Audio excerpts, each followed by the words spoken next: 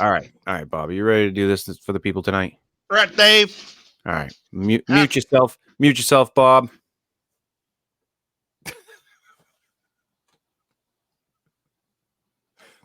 There's a button, dickhead. Oh.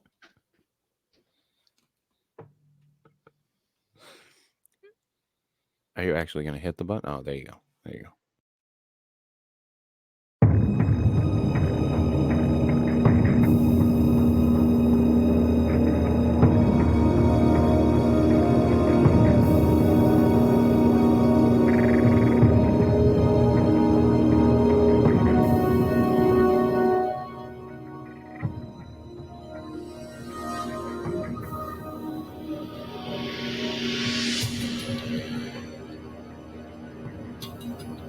On rare occasions, two men of questionable morality and ethics come together to spew bullshit into microphones on the internet.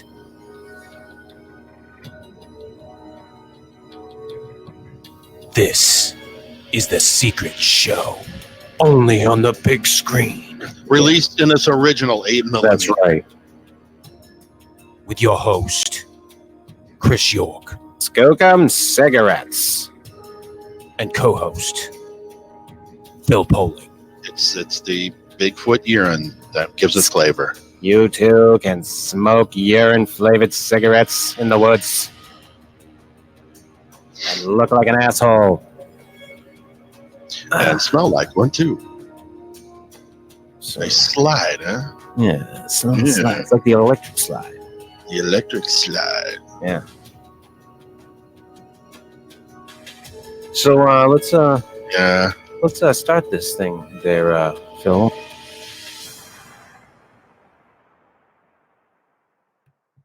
Good evening and welcome to The Secret Show. Phil, if The Secret Show was done on 8mm, it would be like that Nic Cage 8mm movie. We'd be crying in the corner. No, make it stop. Shut it off. Shut it off.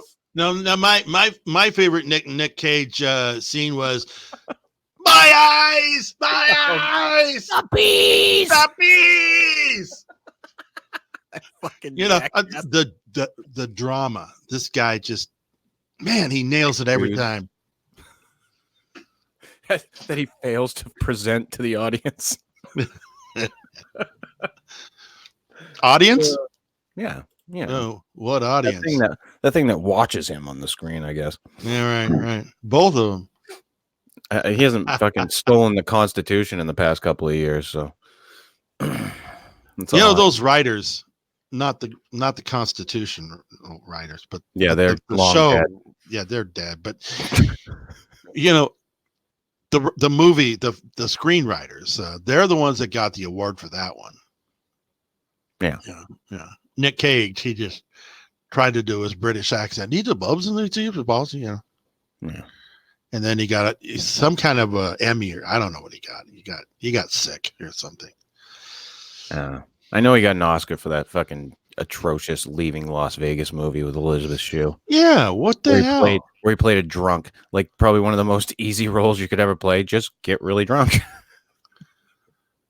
Yeah, all you had to do is get smashed and then get on in front of the cameras. I remember when forget half your lines. It doesn't matter. I remember when that won all the awards or whatever, and I went back and watched it, and I'm like, why? For what? It was a lame ass movie. Yeah, I mean, yeah. Okay, so he's a fucking the slow deconstruction of a fucking man. It's basically what this movie is. I'm good, thanks. Yeah, but I think that all of his parts is basically Nicolas Cage put into a part. Nicolas Cage. Nicolas's Cage put into a part. That's Ellen Page's big brother. Right. Is that unlike the bees where Nicholas was in a cage. Mr. Page, could you please tell us when you were on air? It's a 40 and slip. Look at you. I know, right? I see you're avoiding the vape cancer over there, Phil, by going with the real thing. Well, of course, I'm in a secret location, so I can't actually light this bad boy up. But you might like these. I like my cigars like you like your women. Oh, I see. Say there. Yeah, I see where you went there, pal. This is actually not a real cigar. It's just a piece of trash cigar that it's a piece of trash cigar. Cigar. Yeah, it's one of those gas station cigars you hear so much about. This is actually the best one you can buy in a gas station. Right. Like I used to do when I was younger. If I was feeling saucy, I'd get myself a Swisher Sweet. A Swisher Sweet, classic. Yeah. You know, but now they have the pencil thin ones that have different flavor, like boysenberry, and those things are absolutely horrid. You can, Christ, they sell cigars now like cigarettes. Man, yeah, it's horrible shit. But this is a 5-pack wood tip, black and mild in Middleton's.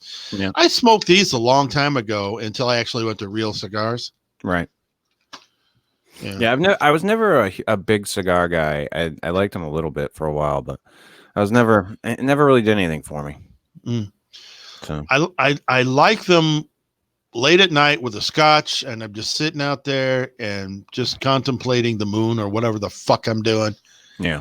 And it really does relax, just like you and your vape. It relaxes me. It gives me something, to do. Yeah, just to calm down. As far as like with the vape, I'm slowly trying to phase the whole thing because I switched from cigarettes over to this, and I'd like to slowly phase it out because I don't. It's not something that I sit there and I go, oh yeah, this is great that I have to shove this thing in my mouth every fucking so often to get my little fix. I don't like it, so I eventually like to get rid of it, but and the vape cancer, it's scaring me, Phil. The whole vape cancer. There's like 10 whole cases in the fucking US now. Well, you stop to think about it. Out over this shit. You stop to think about it. Obviously, it's not as bad as cigarettes because cigarettes, you're actually absorbing that thick tarish crap into your lungs. In a vape, it's basically water vapor. Yeah. But you're still breathing it in. So well, yeah, you're still breathing in chemicals. So it's not chemicals, right? It's not good for you. No. Like, and they don't really know that. They don't really know what's going to happen down the line with this stuff. Oh yeah. So it's kind of like a coin toss. Yeah. Oh, absolutely. Absolutely. It's just like with me with cigars. I don't inhale my cigars.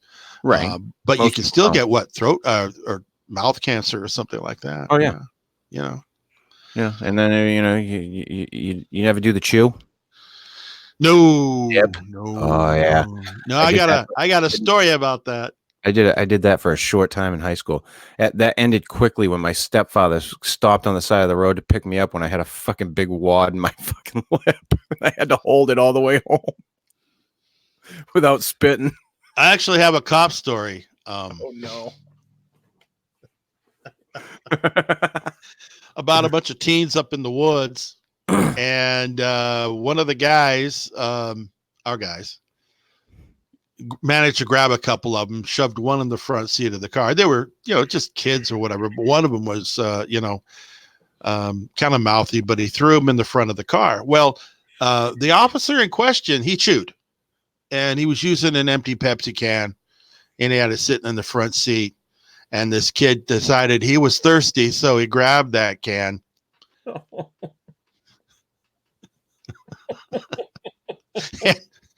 And spent the next half hour outside the patrol car, kind of hurling and blowing chunks, all kinds of stuff. It was amusing at the time. I did not do it for very long. It did not appeal to me at all. And when I used to deliver on the road, a lot of the guys that I would deliver alongside chewed. Right. And they would take their bottles into the stores with them. Oh. Yeah. And, they started to crack down on it, but it was like, they just have them with them all day long. It's like, yeah, God, that's gross. Yeah. When I was in charge of a Radio Shack on board a Coast Guard ship, and one of my guys would always have one of the coffee cups from the mess hall up there next to him on the desk next to a station. And I'd go up there, and if I saw that cup there with chew in it, I'd have the piper just ring his ass up there, and he'd have to clean it up because I wouldn't touch the stuff. Yeah. Yeah, it's just gross. And you're out at sea and you're washing it slosh back and forth.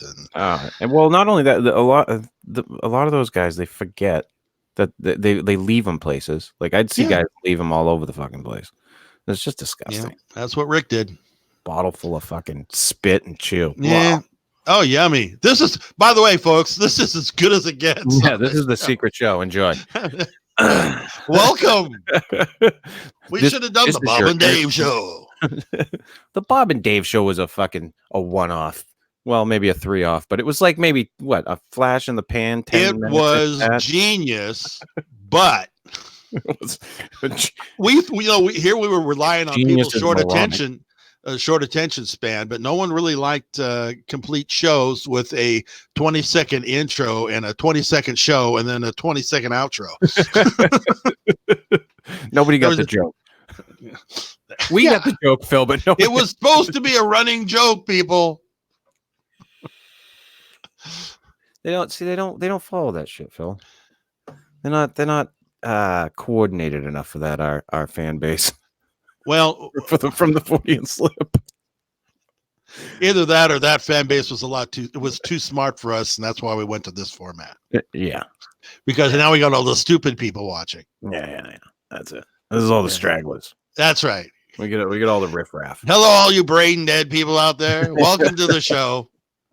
What'd you think about the lackluster Area 51 storming? Oh, I love that, man. Imagine to see them all with the arms back. 150 fucking people showed up. That's it. And a dozen RVs. Oh. Let's not forget that. Oh.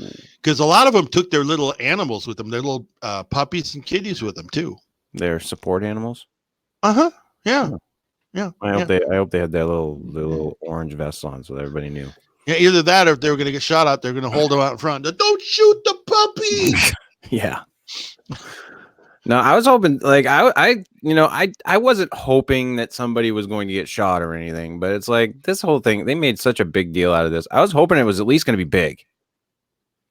I was hoping at least they were going to have like a good turnout, or it would be like a good showing, so that like it didn't have to be a swarm. Okay, no, it didn't have to be an onslaught into the facility. It could have just been 1,000 people outside the gate. Right. It just say this is us. We're here.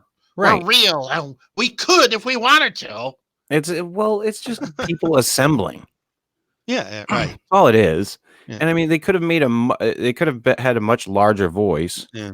The only shot I saw was two people in green leotards. Oh God, I had that up on the show last night. Yeah. That's a hell of a fucking get up right there.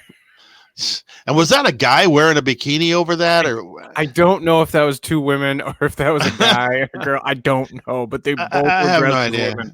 as women. Matter. So that was fun though. The thought of it, the just the run up to it was kind of fun because it gave people like us some ammo to use. Well, yeah, like I said on the show, like I don't know how many different memes I found and posted about Area 51 that A, made me chuckle, or B, made me say these people are fucking stupid if they think they're gonna rush a fucking military installation. Yeah, if depending on their measure of sincerity, right. But the extreme outpouring that came for this, like there were like celebrities that were talking about this. Right. They were friggin', I mean, this got huge and went nowhere. Absolutely nowhere. I'm surprised that the Budweiser crowd didn't show up. Yeah, no shit, right?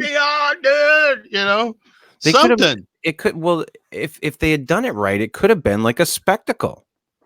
It could have been cool. At least fun. They could have had a band, right? And it could have been made into something, I think. But no, I mean, it was what it was, and it fizzled out. It's like it's almost like somebody lit off. It wasn't what it wasn't. It's almost like somebody lit off one of those humongous, at the end of the fireworks, fucking explosions, and it just goes. That's it. That's what happened. Sorry, man. I know Show's you've been over. waiting. Hope No, you you've caught been that on camera. Yeah, right. Yes, we did. It's going to be on every station in the country. But you know what I wanted to talk to you about, Phil? Actually, I You know have what I'm no thinking clue, about it? dude. It's 'Cause secret show. One of your favorite people, David Paulides. One of your favorite people. No, seriously. I recently, Phil, I watched the not the one that he's more associated with, the Missing 411, The Hunted, but the Missing 411 documentary, which does not go into all the bullshit, by the way. It frames these as disappearances. Yes, it frames them as strange disappearances, but it doesn't go into the whole Bigfoot thing or, any of these strange occurrences. Chris. What? There was this one teenage boy. He went into the woods No, in Oklahoma. Listen, Phil, let me explain the documentary. Because this didn't have a lot to do with Paulides. But Good. I know that he is associated with a lot of that stuff, and that's why I brought it up. So I watched through this thing, and and it's pretty crazy. Some of these disappearances are pretty fucking crazy. Mm-hmm. When you look at them and you look at the facts, you get some pretty weird shit out there. And these people just disappear like literally feet away from other people. But again, I'm not going to jump to it's Bigfoot or it's this supernatural thing that's happening, but it's pretty strange. And it's pretty fucking creepy. There's a lot of unexplained things in this world that are creepy, Chris. Well, yeah, but I find it creepy, Phil. Yeah, and am I not allowed to find it creepy? Well, there was the one case in Oklahoma where that they saw an octopus. Don't tell Matt, he'll get pissed. It's a Bigfoot story, all right. And they could hear it hollering out there and everything, and they decided to go out looking for it. Two of the guys went out there. One came back. Guy decided that they were going to track this thing with some hounds. You remember that story? He had all these hounds in the back of his Jeep, and he went up this old road in the area where they were supposed to be. He let the hounds loose. The hounds didn't come back. So I don't know how much can be verified by the authorities and how much is just storytelling. But I think it could be a mixture of both that just make it appear to be mysterious. And consider the source, the fact that you've got producers making TV. Oh, yes, absolutely. Absolutely. So, I mean, how much of this are you going to take with a grain of salt, and how much? I imagine that there's going to be some of it that is based in truth. Right. Well, the thing that I liked about this documentary is it did not have, like, Paulides was, I think they talked to him. They played like one little clip interview of him in the whole documentary, and only to state that he's involved with those investigations. Like, I think they just kind of gave him a nod. But these disappearances were all they were all children, for one. Right. It focused on children. And the ones that get lost the most, by the way. Correct. And the one that creeped me out the weirdest was the kid got dragged off by something. Mm-hmm. When they finally found him, he was up the side of the mountain. Like the top of his skull had been sheared off. Mm-hmm. His clothes were all intact. Mm-hmm. The only signs of any disturbance to his clothes that they could find was that the animals, like the squirrels and shit, had started pulling his clothes apart. They never were ripped off him when he was killed. And sounds like a mountain lion attack. It's just, and some of them, like there was one where they had searched the whole area, and the area that they had searched, they went back later and then wound up finding the body. Like it had been brought back there and placed there. Sure. Like it had been moved around. Right. It's just some weird shit. And you're right. Weird shit happens in the fucking woods. Mm-hmm. Absolutely. And predators will do weird things depending on Yeah. Depending on where they're. I'm telling you right now, Phil, when I dropped into my, watching that fucking thing, I was just like, this is pretty fucking creepy. Hell yeah. Well, and the reason why I thought that was when my kids were younger, I took them hiking a lot. And it's just like, man, if anything had happened, if I had turned for a second and they had disappeared, I'd have been fucking beside myself. I wouldn't know what to fucking do. I wouldn't even know how to process it. And that was the shit that went through my head while I was watching this thing was. Yeah, it'd be definitely a horrific experience. Yeah, I was like, how many times have I taken my kids out in the woods? Sure. Thinking, hey, we're just going for a hike. This is a fun time. Not even thinking that something this could happen. Right. And then, now I'm watching this thing years later going, what the fuck was I doing? So, it struck a chord. My kids in. Struck a chord with you and just like, oh, man. Oh, this is so freaky. I'm freaked out, dude. It totally did. Dad, give me a beer. Not yet. He's not there, man. Oh. I tried to get him to drink. I tried to get him to take a sip of beer. He wouldn't. I'll tell you what, my old man gave me...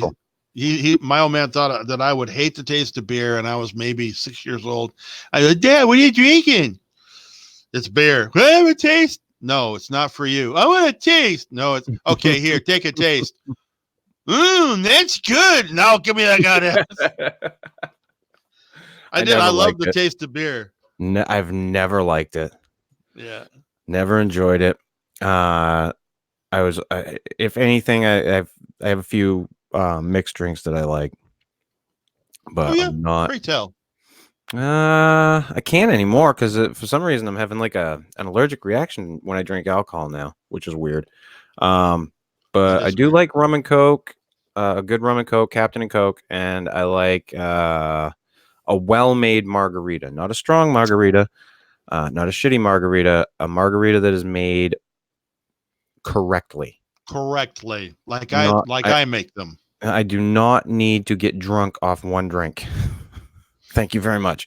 Make it so I can drink it and enjoy it. Right. Well, that's the way a cocktail should be done. Right. And the best margarita I ever had was in Sacramento. Okay.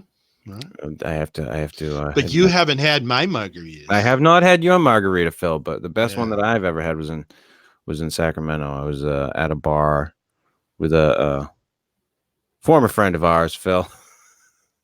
And she said, yeah, the bartender makes great margaritas. You should go order one. And I was like, all right. So I went up and she was not wrong. She made a great margarita. So she was right about some things. She was right about a couple of things. I don't want to totally shoot her down on things, but you could not to anyway. You could. I've never really tried to bash her. But you could. No. But you could. Yeah.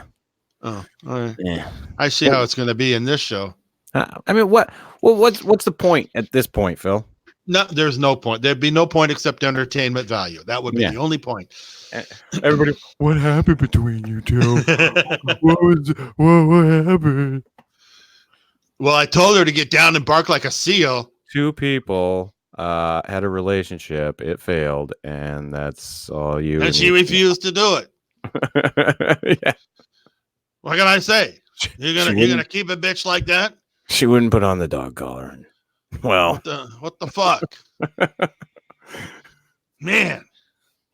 Goddamn women. Yeah, really. Yeah. No. It happened. It was a thing. Life happens. People have asked questions about it. We live and we learn and we move on. Somebody else's problem now, and that man's name is Bitch Lips. Have a good time. I wonder how he's doing. Yep. His nickname is Giganto because it's like, Have you talked to Claudia lately? No, actually, I haven't. I haven't heard from her in a long time. No. She used to send me some very nice messages, condolences for not writing and so forth and so on. Mm-hmm. Yeah, she had very nice, very, very lovely messages. And then she stopped, and that's fine too, because, she really needs to get on with whatever in the hell she needs to do with her life. Yeah, when we had her on the show, and for those of you that don't know, Claudia Ackley, she's a woman who is suing the state of California to get them to recognize Bigfoot as a species, a known species. And we had her on the show, the Freudian slip, and our take on it is that it's not. Her time could be better spent in other ways to try and get to this end game that she's trying to get to, if in fact that is what she needs to do. I don't think it is. I think there are more important things in the world to be doing than trying to sue the state of California to get them to recognize Bigfoot. But I think it's a foolish quest. Yeah, she does go out, and she has taken her 2 daughters out with her. I think that's cool. I think it's good that she's including her 2 girls in her life to that degree. But if it's a hobby, that's wonderful. If she wants to go out and investigate, that's great. Get out in the outdoors, whatever. But you're right about the other side of things, and I've talked to her about that too. So enough said. It's not continuing. This lawsuit thing was not continuing. So she has dropped it. I don't know if she dropped it or it was dismissed or what, but it's simply not happening. Yeah, and it doesn't need to. No, I don't know why. I don't know why there was a big push for it. I don't know why Todd Standing needed to get involved and push behind it. The reason Todd Standing had to get involved and push the issue was because Todd Standing. Oh yeah, it was just to get his face out there. Yeah, but that's all it was. I didn't see the need for it myself. No, of course not. It was strictly a promotional push for Todd Standing in his productions. I'm surprised he didn't come out in a ghillie suit. That was his friend. Did he drive up in his fucking ATV down a fucking hill, jump off the fucking ATV, and come running into the fucking shot? And of course, the latest is those arrest files they came up with for Todd. Yeah. Whoa. Yeah. Harassment and one was for harassment. I can't remember the other one was. Physical abuse of some sort. Got me. I had no idea about this. Yeah, they dredged it up. British Columbia, court records, all that shit. So yeah, that was him. I didn't think it was. I didn't want to defend him, but I said, these court document numbers are the same for both charges, and found out that yes, because this one charge had another thing on the end of it, and it had the first part of the number for it and all this kind of bullshit. So yeah, they were authentic arrest records for that individual. Yes. Wow. So, or court records anyway. Interesting. Don't know what happened. Don't know if it was thrown out. Don't know if he was found innocent or whatever, but there it was. And I had no idea who it was against. Listen, it was against Phil, his wife. I'm going to take a page from M.K. Davis here. I'm no expert. I'm no expert. I haven't read the fucking court documents. I don't know. Yeah. No, I didn't read the documents, but I did see the charges on the face document. Let me put it that, or both face documents. Wow. So yeah, little surprise. Good old Toddy. November surprise. Naughty Toddy. Yeah, well, it takes a village. Does it? For him, I think it takes a fucking Sesame Street. But he should have been on the Sesame Street show. And they have the little puppets around him, little Muppets around him. Perfect. He's been doing it for a while now. Yeah, why not? He's fucking had plenty of practice. He could bring his on there, and they can all intermingle. And that's right. His can hang out with Snuffleupagus. Yeah, why not? The make-believe ones. Poor Todd. Poor naughty Toddy. What are we gonna do with him? But this is not a Bigfoot show. This is the secret show. This is not the greatest Bigfoot show in the world. This is just a tribute. Right. But you know, on a Bigfoot show, Naughty Toddy wouldn't have even come up. To be honest. No. Jim Fasano would have come up. No, wait a minute. On a fucking Bigfoot show, they'd be like, well, we can't, rush to any judgment on Todd here. He's a fine man, and his research is top notch. I don't want to take anything away from his work in the field. So Godspeed. No, keep going. You're on a roll. Just. Every fucking time, it doesn't matter if somebody comes out with the biggest bag of hoax bullshit. So there'll be somebody there. He's a fine researcher. This. No, it's more than that. It's more than that. On the people that are accusing him of hoaxing or whatever, they're going, well, when was the last time you've been out there? When was the last time you put the boots on the ground? When I stepped outside, motherfucker. I live in Maine. I was in the backyard last night. Same as this guy was when he made his little film. Yeah. I love those people too. We have an old friend who used to do that. I won't mention any names. Michael Merchant, who used to walk up the road into the woods a few feet. Yeah, he had woods behind his house, and he'd just go right back in there. But I mean, fuck. I mean, for the record, he lives in the same state as me. We live in Maine. It is woods. Yeah, I mean, pretty much it is woods. I mean, unless you're in one of the built-up areas, it's a fucking forest. But we're not going to mention any names. Portland. Yeah, Portland. Hey, Portland's a shit city. Let me tell you. I grew up in the other Portland. Yeah, you grew up in the big Portland. Mm-hmm. You got that. What do you got? That what's that thing? That needle? Is that the Space Needle thing? No, that's in Seattle, dude. Oh, that's Seattle. That's right. That's a different place. No, Portland. That's Oregon. That's right. Portland has the space people, and Seattle has the space needle. I'm all fucked up.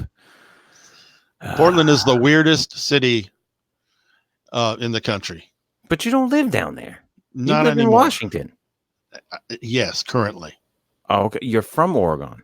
I was born and raised in Portland. Yes. Oh. Mm-hmm. KISN, the mighty 91. Ooh. Oh yeah. Look at you. Yeah. Portlandia boy. Yeah, that's right. Yeah. I was all over that town when I was a young man. You and Fred Armisen. Mm-hmm. Yeah, well, whoever that is, I don't know who Fred Armisen is. You've never seen Portlandia? Oh, yeah, that show. That's a Fred Armisen. Fred Armisen is the guy on Portlandia. Well, that demonstrates just how weird Portland is. Yeah, it is. It's a weird town. Now, I'm a coffee I love coffee. Drink coffee all the fucking time. Drink coffee right now. But when I came up to your neck of the woods when I was on my second honeymoon, failure, by the way, I could not believe how many fucking coffee shops there are in the Pacific Northwest. The drive from California to Washington, you couldn't drive fucking 10 feet without fucking running into one of them little fucking kiosks somewhere. The blackest Joe you've ever seen is in Seattle. What is it? You guys got those Dutch Brothers coffee? And we grind the meanest beans in Seattle. I could not believe it, but I Get did. a large grande cup. When we met up out at the Browns place. Oh yeah. The hotel that we had stayed at before we stayed up on the reservation, there was a friggin' log cabin coffee shop across the street from our hotel that I fell in love with. It was like 2 stories. Mm-hmm. And it was just all open, huge, beautiful, great coffee. That sounds just like the Bigfoot coffee stand. Bigfoot coffee. Yeah, you're not talking. No, about they have a coffee chain up here, and all of their coffee stands are log cabin shaped. and looked at log cabins. Oh yeah. I saw those too. This was a big establishment. This wasn't like I see. those little. This wasn't one of those little kiosks, little barista places, right? Yeah, there's a company here in Maine called Aroma Joe's, and they totally ripped off Dutch Brothers. Totally ripped. They have the same color scheme and everything. And that ain't right. Yeah, that ain't right at all. You guys ought to swarm. I know, we should swarm. Let's storm Aroma Joe's 51. Storm with Joe's. Storm that place. I seriously though, I could not believe how much fucking goddamn coffee you people fucking have up there. Yeah, we got a lot of fucking coffee. You guys like your goddamn coffee. But grande cup, it'll jack you right up. I guess the fuck. That fucking Pike's Place of fucking roast shit. Goddamn fucking Starbucks coffee. It's good. I like Starbucks coffee. A lot of people say it tastes fucking burnt. It's good coffee. It's just dark roasted coffee. It is a very dark roast, yeah. And they have different roasts too. I mean, Yeah. The thing that always gets me about people who bitch about Starbucks, they'll be like, it's fucking expensive coffee. It's not. If you go and just buy a cup of coffee, it's pretty much about the same as a cup of coffee. Yeah. If you buy a specialty drink, it's expensive. That's right. It's just like anything else. You got a specialty drink, blah, blah, blah. Yeah. But their coffee tends to be stronger. It tends to be just a darker blend. That's all. If you're from Europe and you are used to having an espresso in the morning, you could be very comfortable going into a Starbucks and getting a coffee. Yeah. And just, this is nice. And you say, this is nice. Yeah. French roast or whatever you want. Yeah, and I prefer like a French roast or a nice dark, because I like to taste my fucking coffee. Well, Seattle's Best is actually a better coffee than Starbucks. Yeah. Starbucks will agree because they bought out Seattle's Best. So now it's owned by the same people. But I've always preferred the Seattle Best. But, It's hard. It's always hard finding a fucking good coffee shop. One that you can go to regularly. I had one here, and it was in Gorham, and called the Gorham Grind. And the guy there was great. I mean, there was a couple of times I had gotten things screwed up, and I had gotten in touch with him because I talked to him all the time when I was there, and he took great care of me. And he wound up closing up because he just couldn't keep it open anymore. But it was the best coffee around, and one of the coolest little places to go to. It was a little, hole in the wall, and just great guy, great people. For the most part, great people that worked for him. They always get shitheads, but most of the baristas around here are nice. I mean, they're nice young ladies. I will say all of them are, and we have bikini baristas as well. Yeah. Yeah, but there's a place up here on in Everett, and they've kind of developed their own little coffees, and one of them, if you like an iced coffee mocha type thing, right? Mm-hmm. But there's one that they make with half and half and ice cream. Really? It is to fucking die for. Wow. I mean, you gain $25 just ordering it. You gain 25 pounds just by ordering it. But it's incredible. And I'm like, hey, how do you make this? Are you sorry, dude. Are you a pumpkin spice guy, Phil? Please say you're not. No. Thank fucking Christ. No. I'm also not a chai guy. I hope that if the great pumpkin is real, that he comes and he just rips the hearts out of everyone that drinks pumpkin spice. I just hope you drink pumpkin spice. Fucking just kills them. And Linus never sees him. Right. What's that behind me? It is the great pumpkin. Linus wakes up to a fucking pile of bodies. and a bunch of pumpkin spice. Here is your reward, Linus, for bringing me back. Fucking Christ. The pumpkin spice thing is just too much. Oh yeah, I can't. No. People go way too crazy for this shit. No, it's fall. all of these weird flavors that they come out with, you know, and they always have to stick a sign in front of the barista shack, you know. Today's special, boysenberry tutti frutti. Well, and you're like, what it becomes is it becomes commercialized.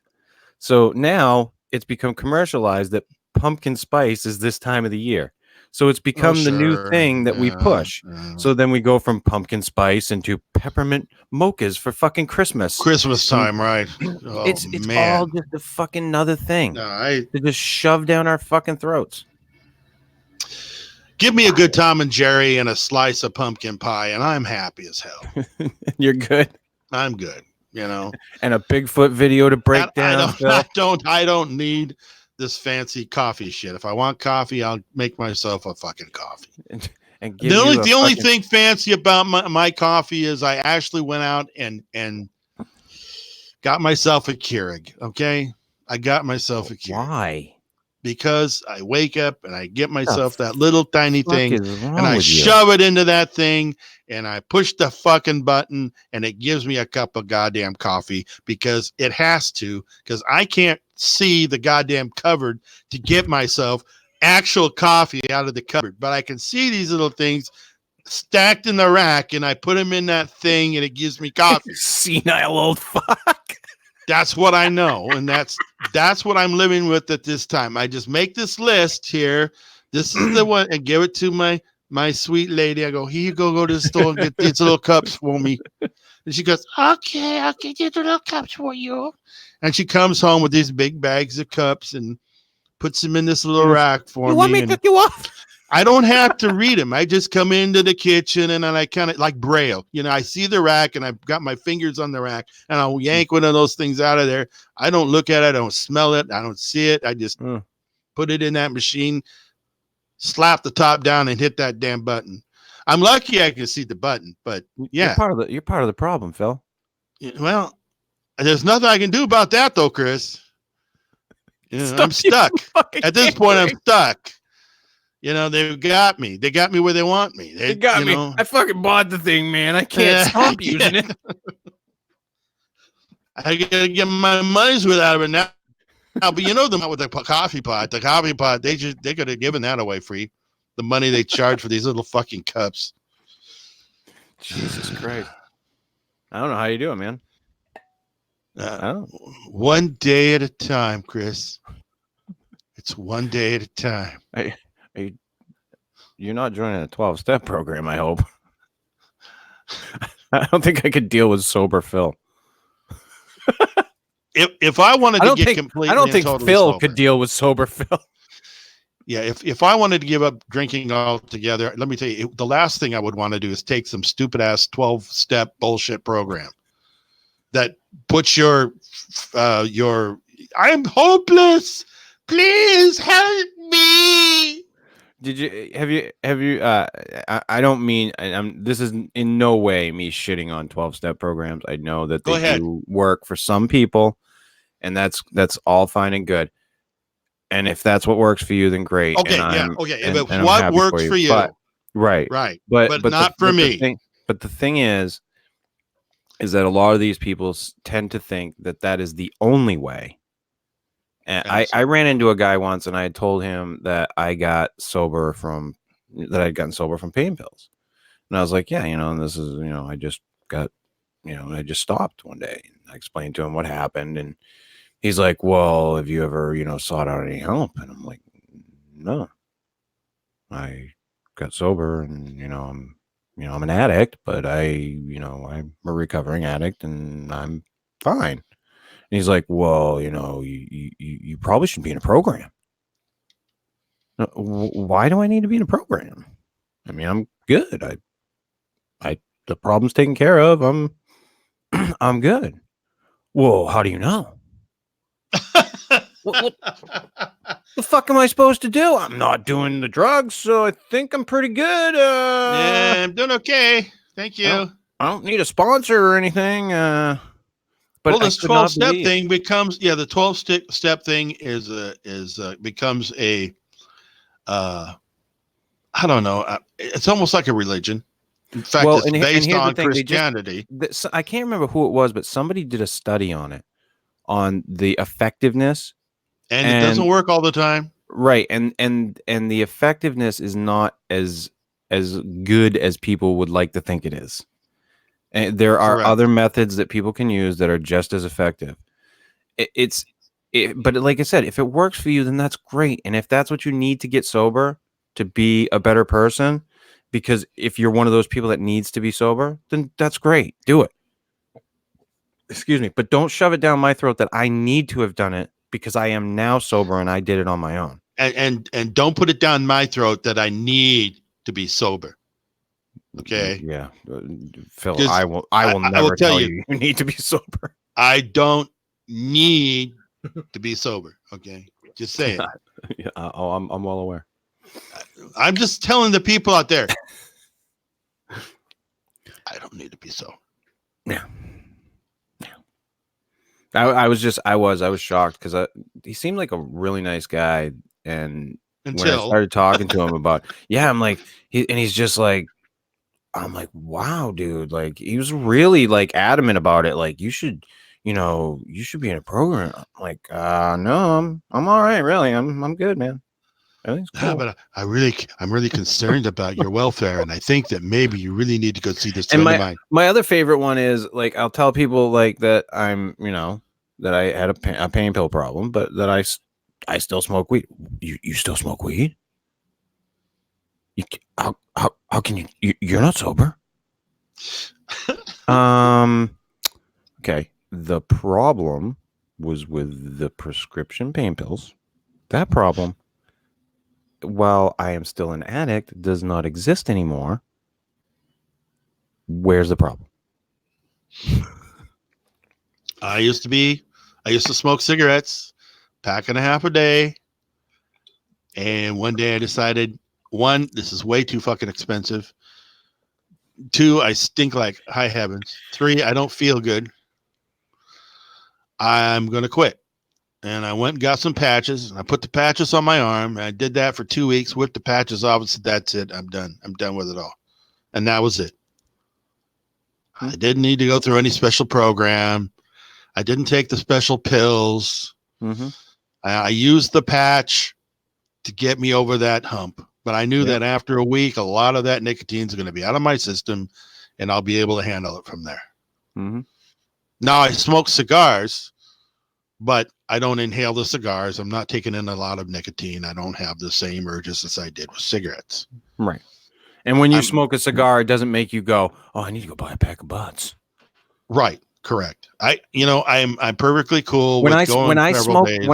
when I take a dab hit or I smoke a joint, I'm not sitting here going, God, I wish I had some fucking pain pills. Oh, right. God, I wish I could fucking feel like total shit and puke my brains out in the morning. That would be so good. Oh yeah, if I could only go back to not being able to shit. Oh, that would be so lovely, Phil.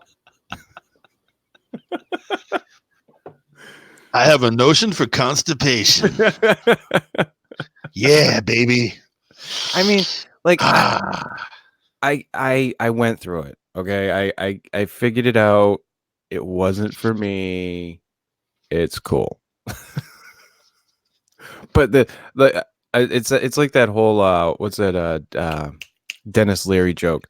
Back in my day, rehab meant that you fucking you only drank a 6-pack and you still smoked weed.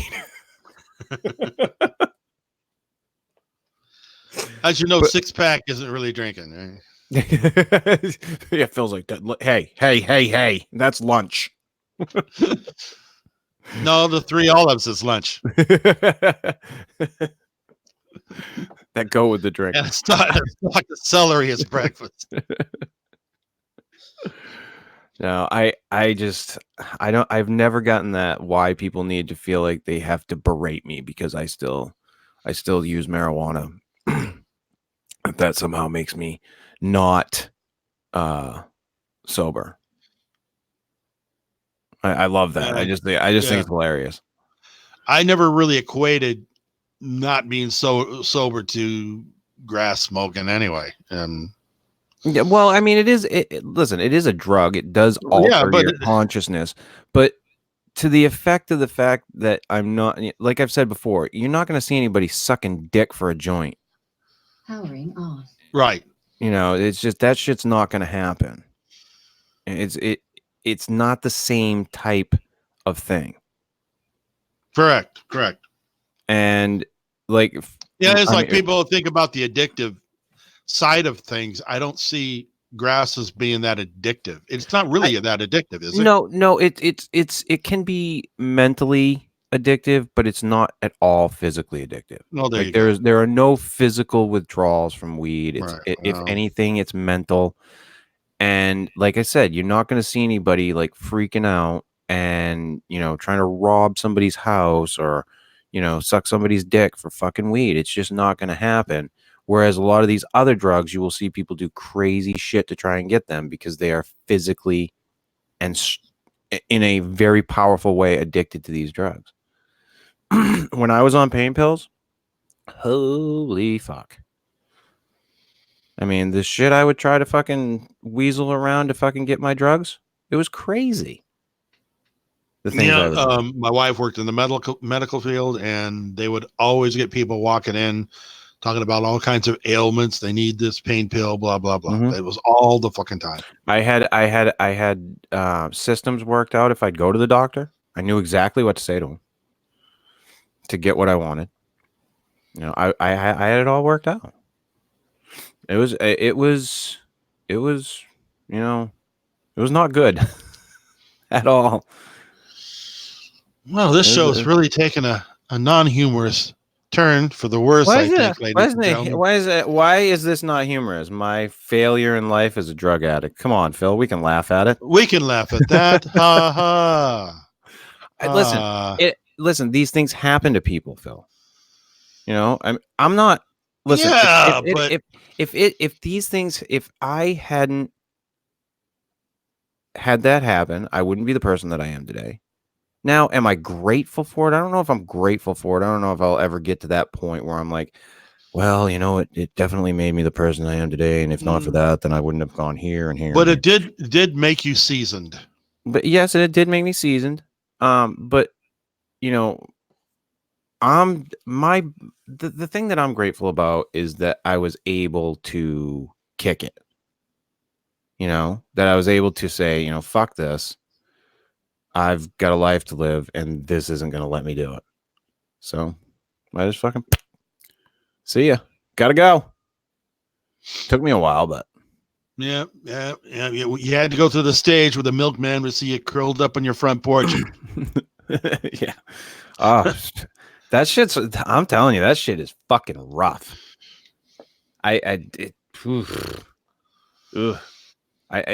Anyone who's going through it, like when I hear about the opiate crisis in America, like I cringe. Mm-hmm. Because I think about what these people are going through. It's not pretty. And we got the tweakers here in town. Meth heads? Yeah. Oh, that's always fun. They're everywhere. See, they got their bivouacked all over town. I don't know that we have that problem as much here. Here it's big time pain pills and heroin. But as far as meth goes here, I don't know if that's as much of a problem. Boy, here this guy actually put up a camera in downtown Everett. It's called the Tweaker Cam. Oh, nice. That's what everybody needs. Yeah, so you can look across the street. Yeah, and you can actually watch all the tweakers that are camped out all along the sidewalk across the street. Awesome. And all of the antics. Yeah, and they cut out segments and that, and they have nicknames for all of these different people that hang out and live there. All the hookers, and it's just nuts.